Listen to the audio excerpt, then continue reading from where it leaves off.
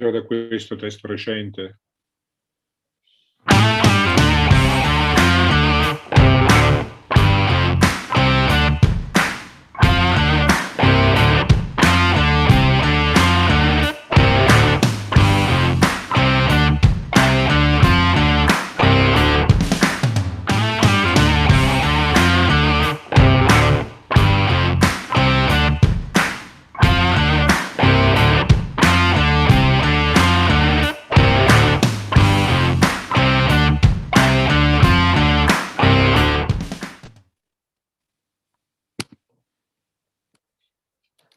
Welcome everyone, and hi and welcome to the 5th lesson of the Economy of Francesco School. Today we are glad to have as a guest invited the speaker Giacomo Tedeschini, professor of modern history at the University of Trieste and also fellow in numerous research centers all around the world, like in Princeton or Paris, Berlin. And the title of his lecture today is Franciscan Wealth, the Roots of Franciscan Economic Thought, so something that intrinsically pertains to the economy of Francesco. Here is Paolo Santori. I will moderate this session and I give you some practical and technical notes before leaving the floor to Luigino Bruni, the scientific coordinator of Economy of Francesco, who will greet and introduce Professor Tedeschini. So first of all, we will send, as usual, in the chat, the link for registration in the chat of Zoom and in the chat of YouTube. And we will do this many times. So don't worry if you miss the first, so we will do constantly during the lesson. Second of all, we have translations available for the people on Zoom in Spanish and in Portuguese. So you can just go on your bar below and click for translations. The language of the lesson will be English. And third of all, we have the chat. As you know, we will open the chat for you making questions, comments, answer after Professor Tedeschini talk. So after the talk, you will be able, and if we have got time at the last minutes of this meeting, after the 3 discussants, we will pick some questions from the audience. So now I invite Luigino Bruni on floor to greet and introduce Professor Tedeschini. So, yeah. Yes. Thank you very much, Paolo. Thank you very much to all attending to this important meeting of our school. I'm very proud and honored to introduce very shortly Professor Tedeschini, because it's impossible today to study and to research on the tradition of Franciscan spirituality and in particular Franciscan economy without taking very seriously the works of Giacomo Tedeschini. Giacomo Tedeschini today is worldly acknowledged as the most important Franciscan historian from many perspectives, not only for the quantity and the huge production of historical, in particular Middle Age studies on Franciscan and what is around Franciscan, because it's not just a scholar of Franciscan movement. Of course, he's also a scholar of Franciscan movement, but is much more than that. Tedeschini is actually a sort of innovator in the way of doing history and economic history, in particular medieval history, because he introduced in a very strong qualitative way the concept, the importance of the lexicon in history. Tedeschini is an historian of words.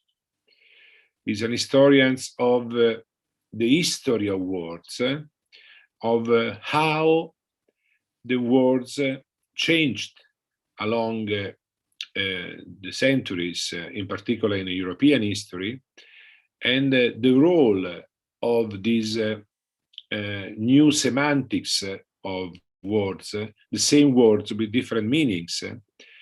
And in that is really an innovator. He's doing something similar in history of what Michel Foucault and George Agamben did in philosophy.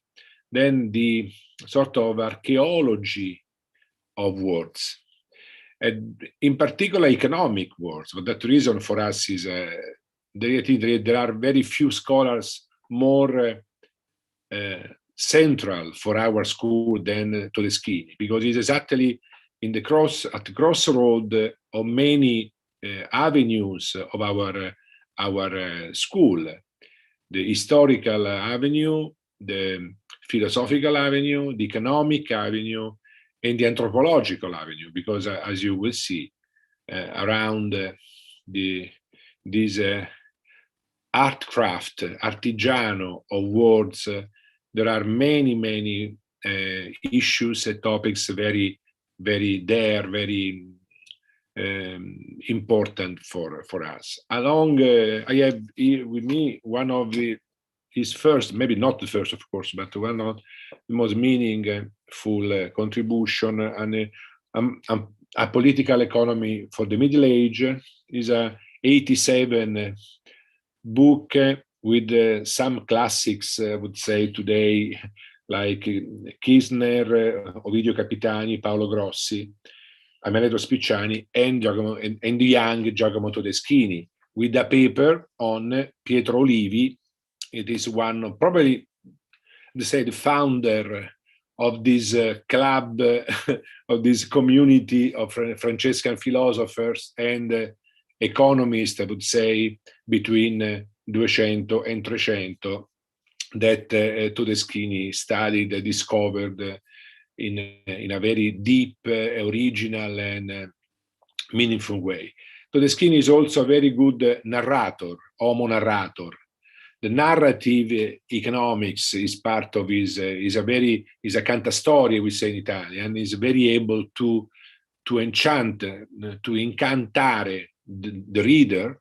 For instance, I don't know if you read this one of this recent book, Come Giuda. There is the reconstruction of the change of the interpretation and the meaning of the Jude,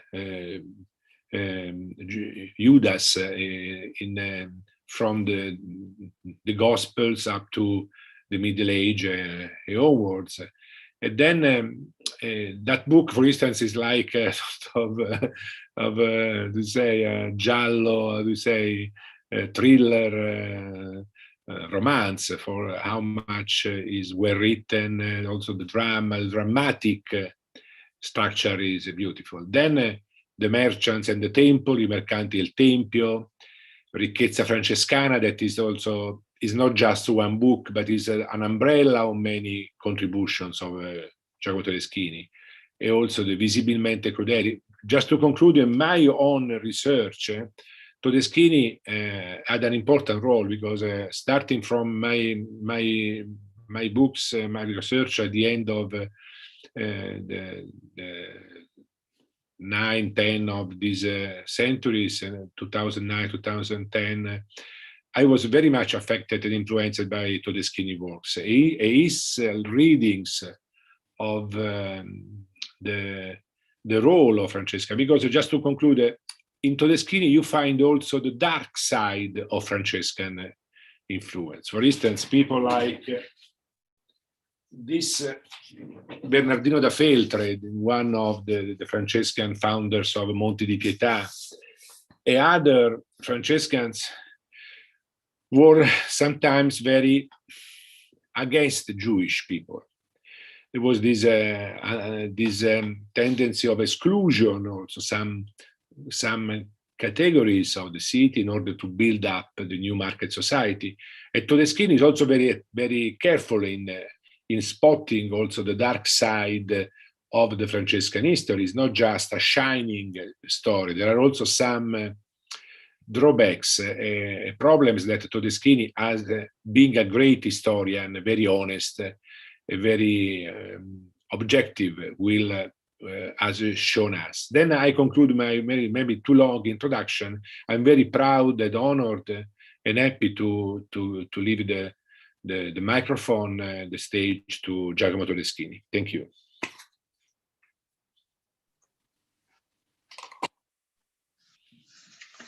So, thank you very much for this invitation. I'm very grateful to Professor Bruni and to Dr. Santori for this invitation. It's a very important occasion for me to be here, and I'm very, I repeat, I'm very happy to be here and to present the results of many years of research about Franciscanism and economics. So, the core of Franciscan economics, or to say it better, of Franciscan economic language and the discourse, is shaped by the connection between the Franciscan choice of poverty and the Franciscan skill of analyzing the functioning of wealth and evaluating the difference between necessary and superfluous things. In other words, Franciscan economic thought is the outcome of the link between Franciscan poverty and the Franciscan representation of the appropriate use of economic goods in order to satisfy specific needs. Before speaking of the formation of Franciscan economics in the 13th century, it is useful to recall that the Latin words and concepts, pauper, indigens, agenus, miser, vilis, signified in medieval times the despicable condition of the indigent people whose poverty resulted as the effect of a vicious and creepy nature, or as the consequence of a perverse incapacity to manage and administrate a small familial substance, an incapacity intended as typical of many infamous and marginal subjects. Poverty or indigence in this sense were conceived as an emptiness and a failure. The moral and at the same time social condition of the poor was at the origin of a disgust well described through novels, sermons, chronicles, and pictures.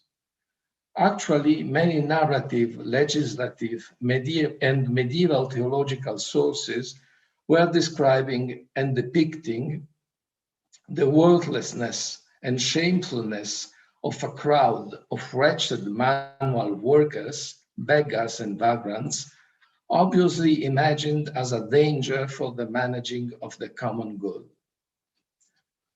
The lawyers, since the beginning of the 13th century, clearly stated the untrustworthiness of this mob of vile people in front of a tribunal. The reason of this patent unreliability was rooted in the difficulty to identify and recognize this kind of poor as civic subjects, namely as members of specific familial groups, in other words, as real citizens. The anonymity and the namelessness of these poor was declared as the main reason of their exclusion and became a major motive of despise in case of riots and popular insurrections. The charge of anonymity and namelessness was identical to a charge of social vileness. In this case, poverty could appear as the economic face of a more general human indignity. Poor and poverty, pauper and paupertas, nevertheless, since the second half of 11th century could also indicate the honorable and charismatic status embodied by the choice made by voluntary poor and evangelical people. Obviously, it would be absurd to state that voluntary poverty did not exist in Christian world before 11th century and the Gregorian reform. Nevertheless, it is important to distinguish between the ideas of poverty as a way to perfection, shaped by an ascetic rejection of wealth, and the 11th, 12th, and 13th century theory and practice of abdication to property and possession of wealth, as a manifestation of Christian superiority, alluding to Christ's renunciation to his own divine immortality. Actually, a huge difference separates the monastic and ascetic poverty, challenging the high medieval holy man, from the voluntary poverty firstly experienced by the monks of Camaldoli during 11th century, and then by the Valdensians and the Umiliati after 1170, but definitely realized by the identification with the poor, experienced and theorized by Francis and the Franciscans since the beginning of 13th century. The ascetic renunciation to wealth of hermits and monks before 11th century matched with an idea of voluntary poverty as a sign of election, in most cases characterizing an elite of chosen ones. Poverty could so appear as a manifestation of charismatic power and lordship, and as the mark of a superior human condition. On the contrary, the voluntary poverty experienced by Camaldolenses, Valdensians, and day by day embodied by also intellectually analyzed by Franciscans, assumed its meaning in the context shaped by communal, namely urban and mercantile civilization. The Christian city was the milieu, allowing a specific definition of the meaning of mendicant poverty. Voluntary poverty became then quickly, since the beginning of 13th century with Francis and the Franciscans, not only the exterior character of a perfect religious identity, but also the visible mark of honor acted to signal the superior civic mental attitude of those who, by renouncing to wealth, explicitly announced to the Christian urban society, on the one hand, their deep understanding of what poverty could mean, both from an economic and spiritual viewpoint, and on the other, the unselfishness and civic incorruptibility that voluntary poor were able to represent. It is not a coincidence if many 13th century Italian cities entrusted public money and offices to the voluntary poor. It is not a coincidence if many Franciscan convents between the 13th and 14th century became the place dedicated to judge and figure out economic controversies between merchants and grasp the meaning of many different contractual conundrums. It is not also a chance if keys and communal banners were often conserved and safeguarded in Franciscan convents, that this way were formally and socially recognized as communal, namely public institutions. The visible interplay between Franciscans and merchants was actually based on the economic and financial competence of the evangelical poor. This competence in analyzing economic life was clearly demonstrated by Franciscan economic writings and preachings since the half of 13th century, and ostensibly acknowledged by the new commercial and urban society. Indeed, in the cities of central or northern Italy and southern France, beginning in the late 13th century, the connection between merchants' families and Franciscan friars as confessors and leading experts on economic subjects became more and more visible. And it is easy to find in 13th and 14th century sources many proofs of privileged relationships between Franciscans and merchants. In fact, from the half of the 13th to the last quarter of the 14th century, in France, England, Spain, and Italy, the close relation between the economic and theological juridical rationalities or vocabularies formalized by theologians and jurists since the beginning of 12th century reached a peak with the economic writings produced by the Franciscan school.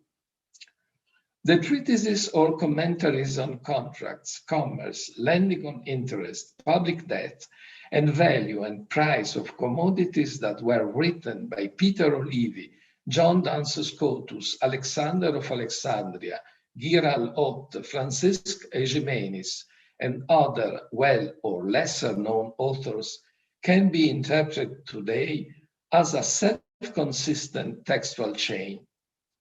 This doctrinal tradition evolved then in Franciscan 15th century economics as represented by, among others, Bernardino da Siena, Angelo da Chivasso, Giovanni da Capistrano, and Alessandro Ariosti.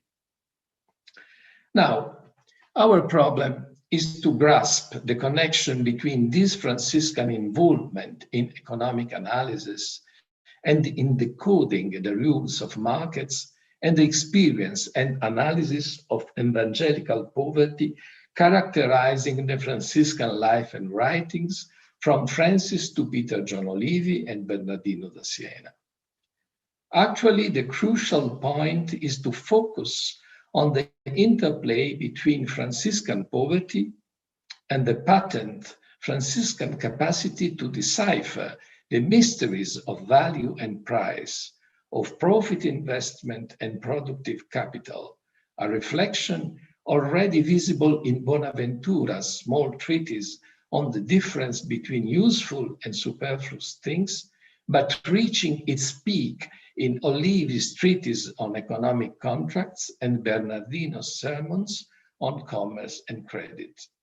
In other words, what we have to understand is the link existed between the Franciscan doctrine and choice of absolute poverty, rooted in St. Francis' life and writings, and the Franciscan manifest attitude to produce analysis of market relations from 13th century onwards.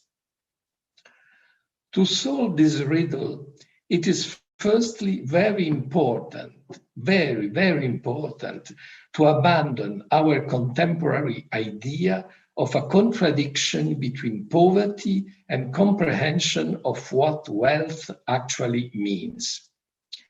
In other words, it is important to abandon the contemporary idea that poverty or impoverishment is simply a loss producing an intellectual downfall and consequently the incapacity to understand the meanings and dynamics of economic life. On the contrary, the experience of poverty, inasmuch as it was the outcome of a voluntary choice, implied since 12th century a deeper understanding, not uniquely of the abstract reality of wealth, but more than that, of the complexity of different kinds of economic administration. Before Francis, we have an example of this connection between individual poverty and analysis of the functioning of wealth in the writings of Bernard of Clairvaux, the charismatic leader of the Cistercian order, arguing against the use of wealth by the monks of Cluny.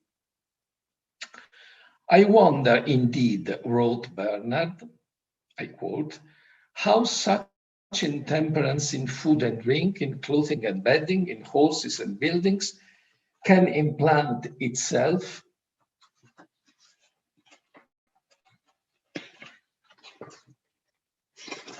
among monks, unquote. But this critique, well afar from being a simple moral statement, was the premise of a reasoning on the right economic administration of Benedictine monasteries. According to Bernard, the prosperity of a monastery was directly dependent on poverty of monks living in the monastery and managing it. The idea that the choice of poverty was functional to the institutional development of ecclesiastical institution, as we see it in Bernard's writings, was a consequence of Gregorian reform and of the fight against simoniacs, as well as against the privatization of church wealth by priests, bishops, and monks. Nevertheless, the theoretical substance of this underlining of the neat distinction that should exist between institutional wealth and individual possessions resulted in a comprehension of the direct link existing between poverty as mental habit and growing of collective or social wealth. Individual dispossession was then affirmed through 12th century monastic experience as the logical prerequisite of an increasing of common good. That established, the Franciscan movement marked a huge step forward, affirming not only that individual poverty was consistent with social and institutional wealth, but moreover that individual poverty as refusal of money and wealth should be lived in the context shaped by a community, a brotherhood or a sisterhood. The attainment of common good at this point could be thought as a form of social justice that was connected to the attitude of an evangelical group perfectly aware of the sense, both spiritual and economic, assumed by the choice of poverty. In this perspective, already in Francis' writing, the choice of poverty and the refusal of money and wealth is systematically joined to an evaluation of individual and groupal necessities and needs, namely to an understanding of the line separating real from superfluous needs. So, for example, in Francis' rules, the refusal of money and riches should be commensurate to the individual health conditions as well as to other circumstances, allowing a proper way of life. In other words, in Francis' writings and after his death, in papal bulls and commentaries on his rule, the problem was to understand poverty as a specific and relative living condition, namely as a spiritual and economic status that could be experienced by different kinds of people in different situations and countries. Actually, the text of the 4th chapter of Francis' rule clearly affirms the importance to define the measure and limits of poverty according to the specificity of situations and needs. I quote, "I strictly forbid the brothers to receive money in any form, either directly or through an intermediary.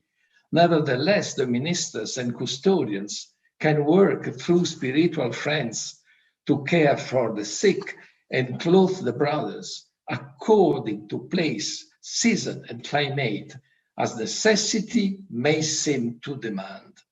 As necessity may seem to demand. This must be done, however, in such a way that they do not receive money." Unquote. Moreover, the rule clarifies that when the friar, as it is dutiful, earn their living by working, they can receive as payment for their labor, I quote, "which is necessary for themselves and their brothers," unquote. Poverty was thus no longer represented as an abstraction or a moral and ideological injunction, but became, inasmuch as daily imitation of Christ's dispossession, a material and contextual life choice whose outcome was not only individual perfection, but rather an improvement of the general spiritual and economic happiness, summed up by the expression common good. Poverty was so perceived and represented as a form of using things that implied the necessity of making attention to their relative utility. That is to say, of making attention to the relativity of individual and collective needs. It was for this reason that since 1230, poverty as a choice was analyzed and described through a multitude of treatises, polemical arguments, controversies, and legislative decisions. From the definition of evangelical poverty as a living without appropriation, sine proprio vivere, to its recapitulation as poor use, usus pauper, of things necessary to maintain one's life, and beyond the diverse and conflicting representations of evangelical poverty as a partial or total or extreme renunciation to property and right of possessing earthly goods, it was affirmed, and that is the crucial point, that the path to Christian ethical and economic perfection could only be traced by a close consideration of the meaning of use, property, and possession. In other words, through these different and often totally divergent definitions of poverty as Christian perfection, Christian theologians and jurists, but also lay legislators and on the whole Christian society and the new economic world, began to become aware, firstly, of the deep relation connecting spiritual salvation and economic technicalities, and secondly, of the possibility of a better understanding of the economic and contractual complexity of markets that was offered by the Franciscan definitions of poverty as relative use of things. In this way, poverty, assuming the concrete form of a limited use of things, became both a spiritual option equivalent to the imitation of Christ and an economic lifestyle that could separate use from the property of things. At the same time, and consequently, poverty could appear to Christian society from 13th century onwards an intellectual tool apt to make more intelligible the contractual and financial complexity of the new European market society, ruled and managed by merchants, bankers, and entrepreneurs. If we focus on the specific economic side of this new conception of poverty as underlining of the relevance of use, we see that the disconnection of use from property and unlimited possession of things emphasized, on the one hand, the circulation of wealth and money as the decisive moment of collective economic life. And on the other hand, the ethical and economic legitimacy of transactions whose core was shaped by the exchange of virtual values. In these cases, money and goods assumed their real economic meaning precisely when they were circulating, namely when their value appeared in the abstract space of markets, where money and goods, as Peter John Olivier writes, were floating like fishes in the sea. That is, in a dimension in which the notion of fixed ownership became a nonsense and was replaced by the notion of fluidity of the ownership. A good example of Franciscan legitimization of this kind of transactions are the Franciscan approval of the commerce of rents in the last decade of the 13th century and the Franciscan recognizing of the public utility of the periodical public reimbursement to private citizens lending money to the state, as it happened in the case of the institution of public debt in many Italian cities from 14th century onward. In the second half of 13th century, from Bonaventura to Olivi, the economic writings of important Franciscan masters clearly show the close connection between the even more analytic definition of Franciscan voluntary poverty and the Franciscan economic analysis, as well as the dialectic going from voluntary poverty to an economics whose core was represented by an idea of market based on the balanced use of things, namely on the satisfaction of human needs that was blocked by the compulsive hoarding of riches and the growing of social inequalities. If we give a look to the main example of Franciscan economics, that is to say, the treatise on commerce, credit, and restitution by Peter John Olivi that was written around 1294, and we consider too the main consequence of this writing, the sermons on contracts by Bernardino da Siena in the first half of 15th century, we can easily grasp the crucial nexus existing between the experience of poverty and the understanding of market logic, but also appreciates the Franciscan skill to reformulate this logic in terms of collective utility. The first point to stress is the Franciscan attention for the relativity and even for the subjectivity of economic values. As it is perfectly clear by reading both Olivi's questions on evangelical poverty and Olivi's treatise on commerce and credit, the evaluation of the measure and limits of strict poverty, as well as the evaluation and measuring of just price of economic goods, are conceived by Olivi as quantities whose balance can be only approximate and relative to many different factors, but never estimable once for all.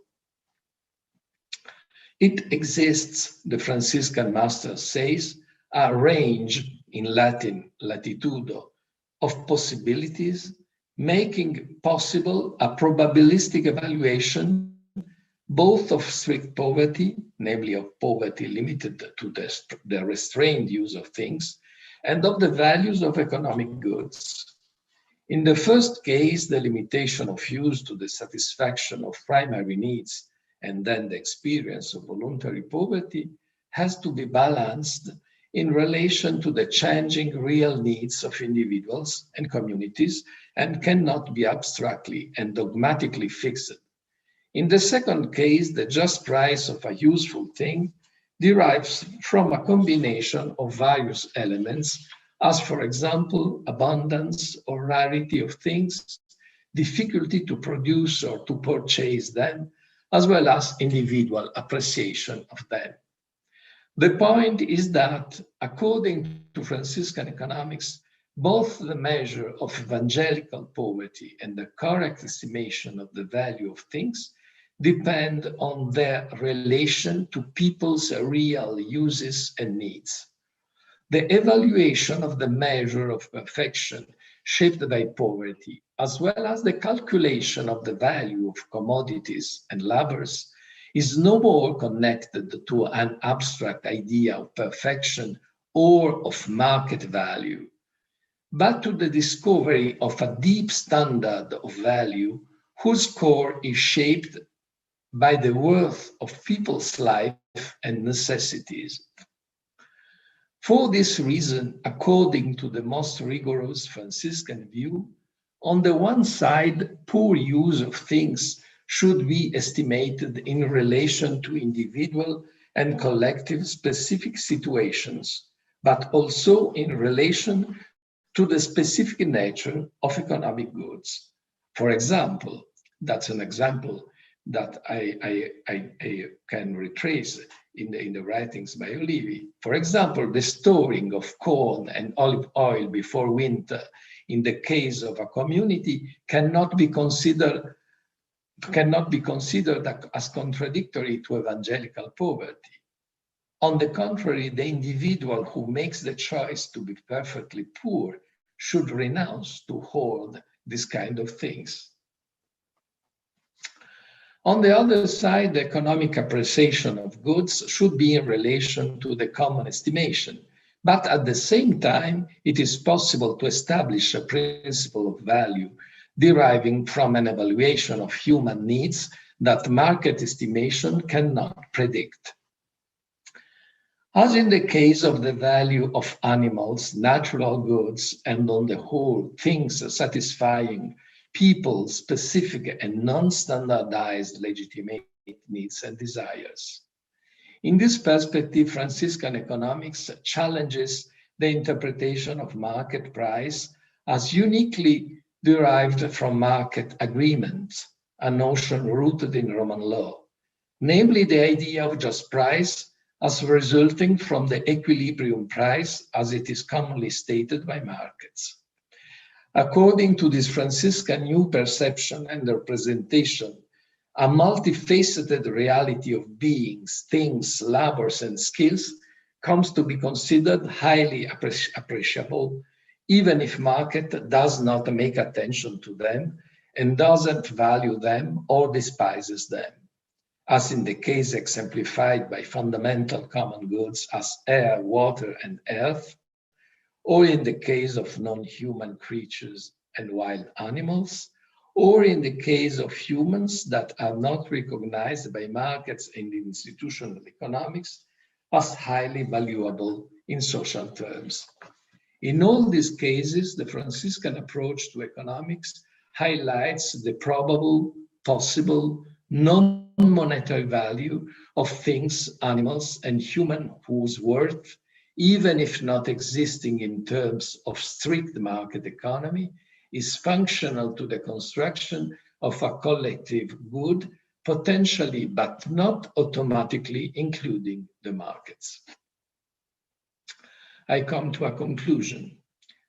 The strict and intriguing relation between choice of voluntary poverty and analysis of wealth mechanisms shaping the Franciscan economic thought, that is to say, the conceptual and linguistic depth of Franciscan economics, conveyed to European modernity a complex discourse that would have been interpreted in many different and contradictory perspectives.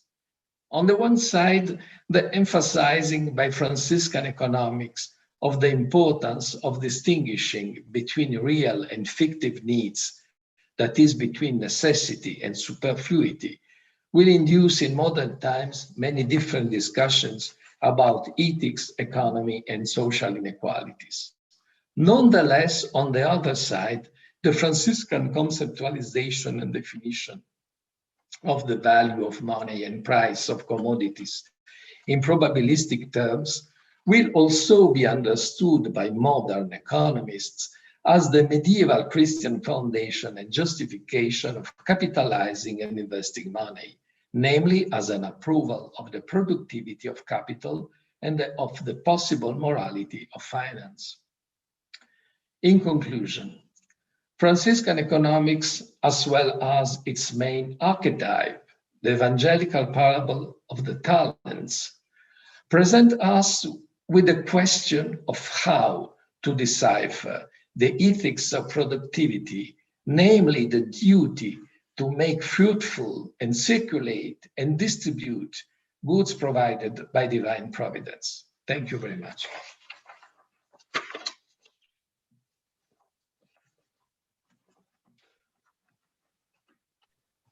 Thank you, Professor. Thank you very much for your really insightful talk. And I mean, really for us at the Economy of Francesco is very important, you know, because it's also look to look into a mirror to better understand ourselves, digging in the history of ideas of economic thought. So I want to take advantage of my position as mediator. I have many questions myself, and I will give the floor immediately to the three discussants. We have Maxime, Giulia, and Andrei. And the professor, if it's good for you, they will ask, will make a reflection and ask a question. You can answer each, you know, so one after the other. So I will ask Maxime to join me on stage, and yeah, floor is yours. Yeah, you send me, it's okay? Yeah. Okay, thank you very much, Paolo. Thank you, Professor, for this very interesting presentations and very, very clear. So just quickly, you talk, with your talk, I have just two little questions. My first questions, my first concerns is about the history of economic truth, and especially the distinctions between the voluntary poverty and the involuntary poverty was a key element on the physiocrat authors. No, essentially in Keynes, but in Nicolas Baudot or in Le Trône, and after that Turgot, these distinctions between voluntary and involuntary is very important. So my first question is if you think there is a link between these traditions of this Franciscan view and the physiocrat analysis on poverty, and in corollary, the implications for economic policy. For example, in the view of Turgot, if the poverty is mainly involuntary, actually, in actual terms, involuntary unemployment, the government needs to implement some policies as Atelier de la Charité for Turgot to remove such a poverty. So it's my first question. And my second question is related to the concept of market. So it's very interesting, the link between the conception of the poverty and the conception of the market. But it's not clear for me if this concept of markets is based on a subjective or objective theory of value. And this question is linked to the fixations of the price. If these prices are given by the markets, depending on the interactions between our behavior of individuals, or if the price are fixed by the government, by some authorities in the Franciscan view. So it's my second question. Thank you very much.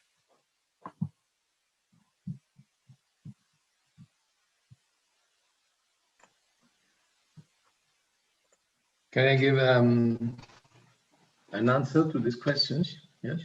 Yeah. Okay. I begin with a second question that is more clear from my viewpoint. In Franciscan economics, there is a very interesting equilibrium, a very interesting balance between the notion of market price defined by common agreement, that is the notion of just price derived from from market agreements, and the discovery of what will be called in the future criterion of marginal utility. So the notion of subjective value of things is emphasized by Franciscan economic thought, beginning with the authors of the end of the 13th century. We can find this emphasis on subjective value of things in Olivi, but also in other authors of 14th and 15th century. And at the end of 15th century, an important economist, Konrad Zuman, had that you know perhaps, that is a sort of encyclopedist of the economic thought, of medieval economic thought. He recapitulated in his huge work on contracts medieval economic theories. In Zuman had this notion of subjective value of things is recapitulated and will be transmitted through his work to modern economists. So, but what is very important from my point of view is that in Franciscan economics, the notion of subjective utility of things, of a subjective value, of marginal value, is connected to the notion of relativity of poor use of things. That is, that becomes clear at a close reading of both of the Evangelical Questions by Olivi and Olivi's Treatise on Contracts. That is to say, the notion of subjective value is strictly connected to the idea that voluntary poverty as an economic choice, can only be possible if we make attention to specific needs, and so a real choice of poverty can be something of relative. For this reason, the word latitude or range is very fourchette in French. Is very important in this kind of reasoning, you know. And so my idea is that this representation of subjective value of things that is so that the price of a commodity is the result of summary of a sum of different conditions, so rarity, abundance, subjective desire of that this discovery of the notion of price is directly connected to the relativization of the notion of poverty that on his turn is founded on the recognizing of the specific needs of persons, of people. Can you repeat the first question on physiocrats, because it was not so clear? So Paulo, are you French? Yeah, sorry. Vous pouvez parler français? Ah oui? Pour moi, peut-être je comprends mieux. Sorry. En fait, cette distinction entre pauvreté volontaire et pauvreté involontaire est quelque chose d'essentiel dans la pensée des physiocrates, et en partie, pas forcément chez Quesnay, mais chez Baudot ou chez Le Trône et chez Turgot. Et ma question était, est-ce que vous pensez que cette distinction-là que font les physiocrates et qui ont des répercussions très importantes dans la politique économique de l'époque, peut avoir des fondements de cette pensée religieuse ou de cette pensée franciscaine? I got it. Okay, that's clear. Alors, rapidement en français, je dirais que dans mon dernier livre, j'ai justement souligné la relation stricte et directe qui lie cette pensée des physiocrates, pas seulement des physiocrates, mais aussi des mercantilistes, avec la pensée religieuse du Moyen-Âge, et spécifiquement avec le discours sur la valeur relative produite par l'école franciscaine. On the whole, we can say that economics by physiocrats is deeply rooted in medieval theological economy, shaped not only by Franciscans, but by Franciscan masters overall. Yeah. Perfect. I will suggest the two next discussants to, if you agree, since we are a little bit out of time, to do your questions. So first Giulia, and then directly Andrei, and then Professor Tedeschini can collect the answer all together. So. Okay. Thank you. Thank you, Professor Tedeschini, for your rich, interesting speech. I am Giulia Gioeli, from Life and Lifestyle Village, and I am a PhD student. I would like to take up part of Francis' testament, where he recalls the encounter with lepers to express the sense of rupture with his past. In his testament, Francis said, I read the part of the testament, "While I was in sin, I seemed very bitter to me to see lepers.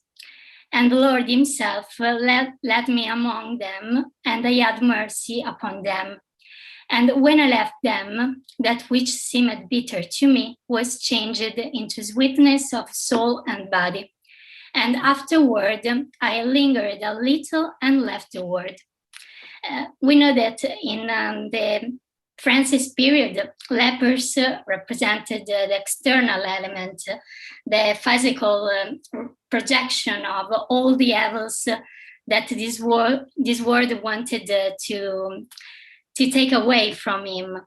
And in his speech, Francis claims the total overthrow of the values and criteria of judgment that had been until then his own, and the same ones that then dominated the society. And a fundamental step that corresponded to that of Christ, and that inspired the rest of his life. And this reversal of criteria of judgment and behavior that announced in this episode of lepers find its concrete application in a life of poverty conducted among the poor, as already mentioned. At that time, at the Francis period, the crowd of paupers, the poor people without means and protection, was the subject of growing suspicion by a highly hierarchical society that tended to admit only those who could serve its need and objectives. But from this radical rejection of money and the market, some economic theories and some great financial institutions developed, including in the second half of the 15th century, the Mount of Piety, to help those less wealthy families and people who did not have access to credit at a fair rate of interest, and for this forced to turn to the users and then fall into poverty. But also the Monti Frumentari, with lending institution with the obligation of restitution after harvest to protect farmers. And also the dowry mount, Monti delle Doti, the Monti delle Doti, sorry, to ensure a better future for young women with money and guts. So the main reason was solidarity, not primarily economic. And the aim was to create a trustworthy relationship in which trust was created and confidence was built. And the dispossession of Francis, so this total renunciation of the economies of his father, Pietro di Bernardone, then nothing to own, generated 2 centuries later banks. My questions for Professor Tedeschini are, first, what is, in your view, in your opinion, the message, the sense that the Franciscans send with the born of this different kind of credit institution like Mount of Piety, Monti Frumentari, and the Dowry Mount? Maybe a means of care of misery. And the second question is, in the face of an economy that increases poverty, do they respond by creating another economy that reduces it or change it? Thank you. Yeah, you perhaps. Yeah, perhaps answer and then Andrei goes, because it was a very long and thoughtful question. So yeah. So very, very briefly, the problem is a method. I can give an answer considering the problem from a methodological point of view. Franciscan economics and Franciscanism are an historical object. That means that Franciscan economics or Franciscan poverty were interpreted in many different perspectives since the end of the Middle Ages onwards. That means, so when we study Franciscan poverty and the link between Franciscan poverty and Franciscan representation of economic of the economic situation of economics in general, we must distinguish between what the future will find in this representation, this medieval representation, and what this medieval representation, Franciscan economics or Franciscan poverty, actually mean from the Franciscan viewpoint. What I mean is that in 13th and 14th century, Franciscan, through poverty, discover a criterion of analysis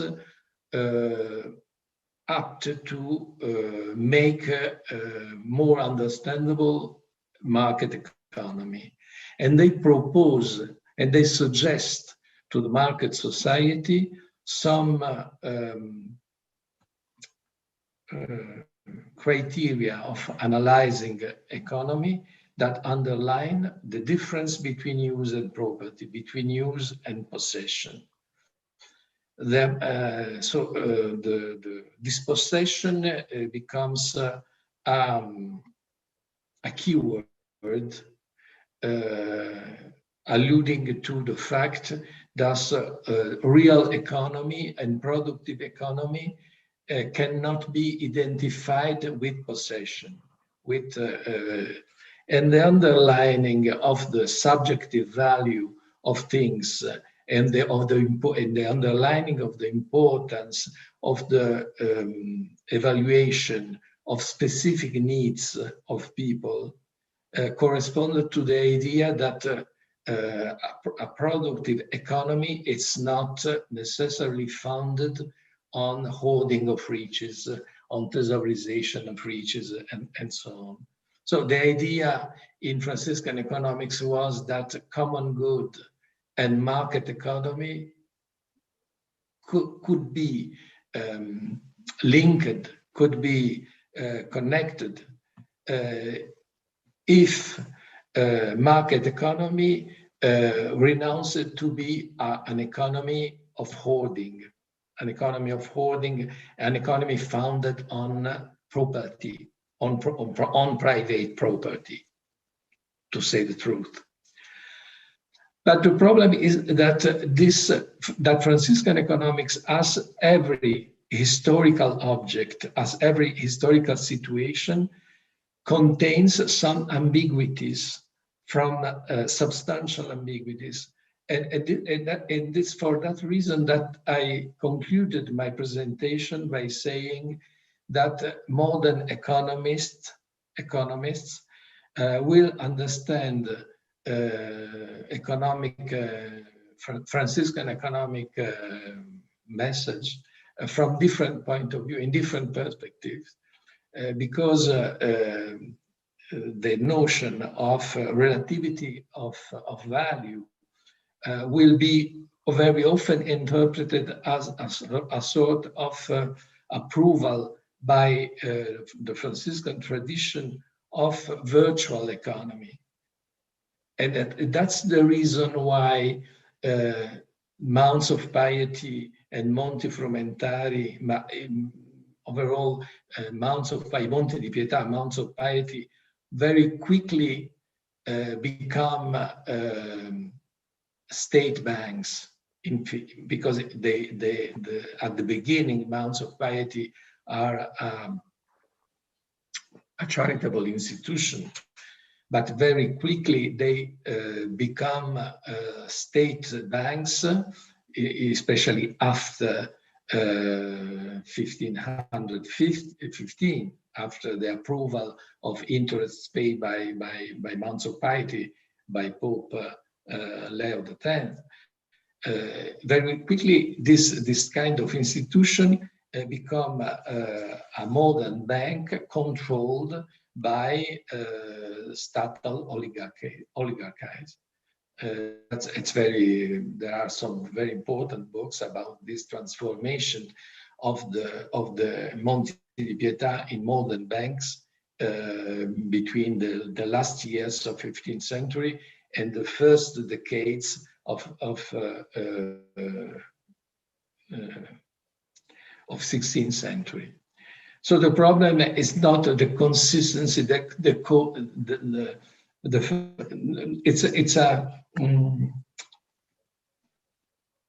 it's a fake question. The problem, to pose the problem of a consistency of occurrence between Franciscan economics and the development of a market of banking economy in 16th and 17th century. The fact is that Franciscan economics, like any other historical object, will be interpreted in many different perspectives, but the reason of that is that that Franciscan economics contained many different, how can I say, seeds, many different principles, many different philosophies that were perfectly consistent in 13th, 14th century, but that will give origin to different economic perspectives in modern times. Perfect. Thank you, Professor. And so now is the time for the last discussant, Andrei, and giving him the floor. And then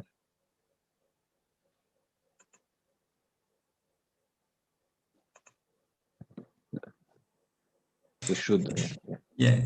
Grazie, professore Tedeschini. Sono veramente felice di essere qui e di poter condividere questo momento. I'm Andrei Tommaso Ozemer di Brasile.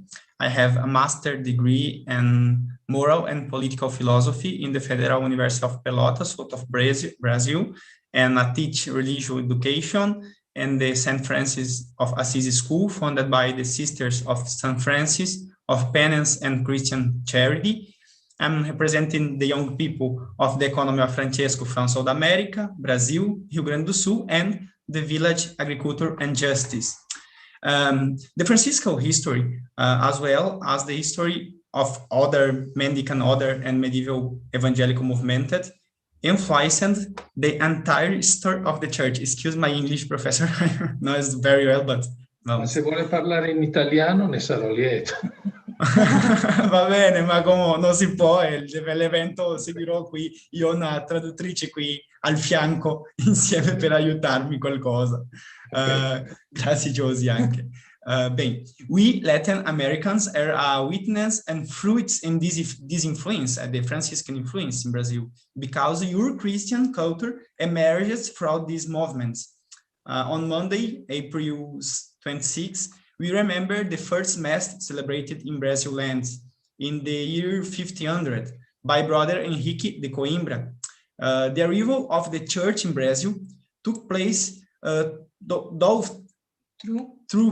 the order of Friar Minors. The Franciscan mission accompanied the conquest, sometime follow it is our model, many other times demonstrating the evangelical and prophetic experience to the values assumed by Christ and St. Francis of Assisi. I'm going to illustrate the scope of my question with some Latin American example from the past and the present. I will also present with a few concern the movie, my research, and my Christian mission. Examples as the Dominican San Bartolome de las Casas, an important defender of indigenous people, or the example of the Franciscan missionaries in Mexico, was so they established an indigenous church, was valuable presence of Christ, brought full life to the indigenous culture. Another significant example took place where I live, the 7 people of the missions, Brazilian historical heritage and certainly of humanity. This experience of the Jesuits who organized 30 cities in the south of Asunción in Paraguay and Argentina was fruitful and represents the first evangelization in these lands. San Roque Gonzalez' vision of the reductions is preserved in a letter to his brother Francisco. Così dice San Roque Gonzalez: "We work for justice. The indigenous need to be free from slavery and the harsh personal servitude in which they now find themselves. Injustice, they are exempted from this by natural, divine, and human law." Bem, the life of the 7 indigenous cities founded by the Uruguay River banks, here today in Brazil state named Rio Grande do Sul, in a time of peace between Portugal and Spain, formed a true indigenous Christian republic that present the Church of Christ with one of the most beautiful form of life in society, called phenomenon of humanity by Voltaire. In the Jesuit reductions, the economy has based on Tupambaé, that is, the land of God, which has given to the Guarani by God and San Michael Archangel to be protected and carried of it. Tupambaé as a complete syncretism between the common property of the tribals object, a practice of Guarani culture, and the theology of creation learned from the Jesuit priest. No? È come un sincretismo tra 2 concetti, il concetto primo di Amambaé, il concetto tribale, e dopo della teologia della creazione con i Gesuiti si passa a essere Tupambaé, la terra di Dio. This small republic of a communitarian economy, genuinely Christian and indigenous, as a gift to the world, because in these short 150 years of existence has left us a legacy that is still try to understand and live. That work is assumed by many descendants of immigrants. We started to populate these lands in the 19th century. This, the Christian wealth is certainly the encounter with the evangel. Pode me ajudar nessa parte? Me desculpe. Desculpa, professor. And its radicality. We transmit this grace received and experienced as a gift from God.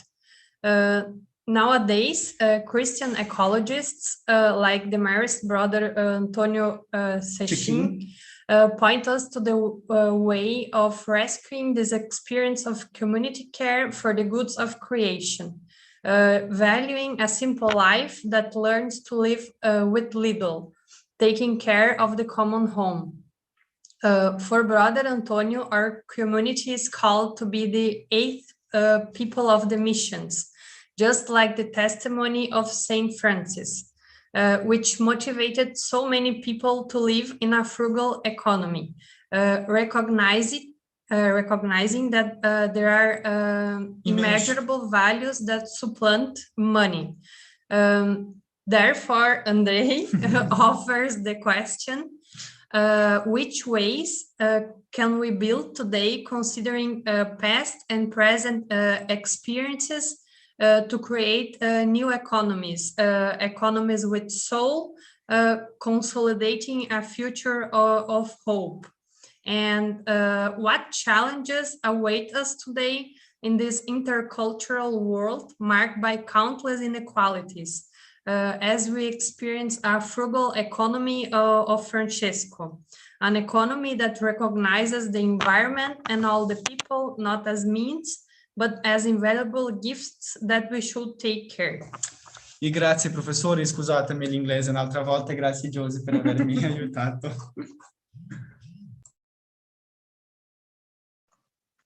Ecco. Two words only to say that a very important point in Franciscan economics is the emphasizing of the importance of a non-monetary evaluation of goods and of persons and of labors too. And that can be really a fundament for the today alternative economies. But as I want to repeat that the problem is that what we want to discover in Franciscan economics. Franciscan economics contains many different things. And among these different things, there is also the underlining of the importance of an alternative value of things, of persons, of earthly goods in general. So the problem is a problem of our will to find in this economics some principles and to develop these principles of Franciscan economics in the direction of an alternative economy.